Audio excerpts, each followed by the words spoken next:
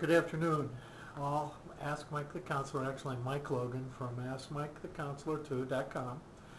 It's a beautiful, warm September 14th in Rockford, Illinois, and I want to do a quick little talking head kind of video, counseling kind of video about nutrition in the elderly. Nutrition in the elderly. Why would I be concerned for nutrition in the elderly? Well, this is a 61-year-old brain. I'm thinking that I'm getting out towards that elderly age. And actually, I'm in pretty good health.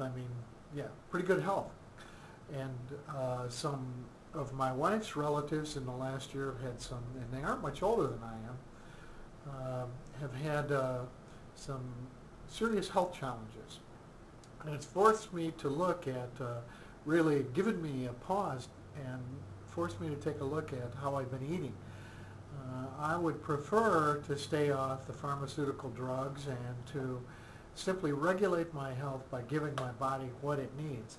We are set up to handle pathogens and viruses and to keep ourselves healthy if we give our body the right nutrients, the right molecules to keep our immune system strong. So I've really taken a cold, hard look at how I eat.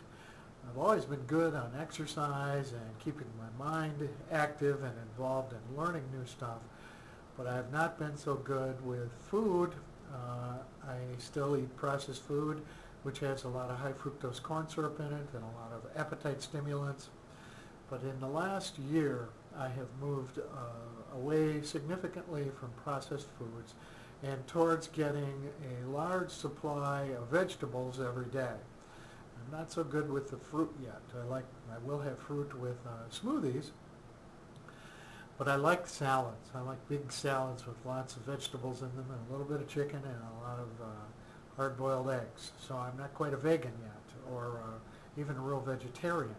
But the amount of fruit, amount of vegetables, particularly in my diet, has increased in the amount of processed foods, and high fructose corn syrup and monosodium glutamate has decreased. And I've lost about 12 pounds, and I still feel good. But what I am encouraged about is the fact that I haven't had any kind of sickness for a long time. And of course, other people in the family have. My kids have had flu a couple of times. My daughter actually had, and my sister too, is struggling with, my sister is my age, struggling with some health issues, autoimmune kinds of things, arthritis, and there's a history of that in my family. So I am really ramping up my search for information about nutrition and nutrition for the elderly. And it turns out that we need a regular supply, daily supply of foods from a number of different colors in portions about the size of your fist. And the colors, like red peppers has a lot of vitamin C in it, and green peppers, and romaine lettuce, and celery, and radishes, and all kinds of tomatoes. Actually, I don't like tomatoes, but have in the last week juiced some tomatoes with celery and carrots and put a little V8 juice in it.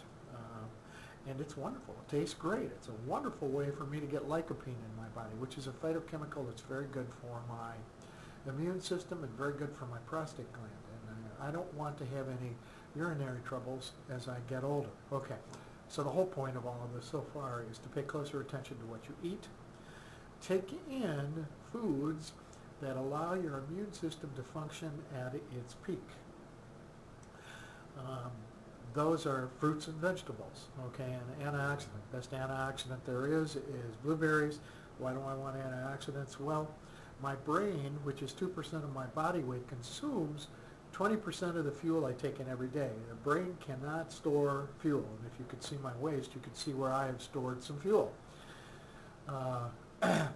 So the brain has to have a steady supply of nutrients and antioxidants, because every once in a while, because of all of the cellular transactions that are happening in neurons, a free radical escapes, and that destabilizes cells surrounding the place where it got free. And blueberries and antioxidants are the thing that sop up those free radicals and keep my brain functioning at a peak level until, that very last moment. So antioxidants from fruit and vegetables are very important. Omega-3 fatty acid is another thing that's very important. Not only am I looking to keep my immune system strong, but the writers out there who are talking about brain fitness are saying, gosh, you can keep your brain functioning and keep the neurogenesis and neuroplasticity going at a high level if you take care of the pillars of brain fitness, which are physical exercise, worked out this morning, nutrition, sleep, stress management, and novel learning experiences, which might mean one of those computerized brain fitness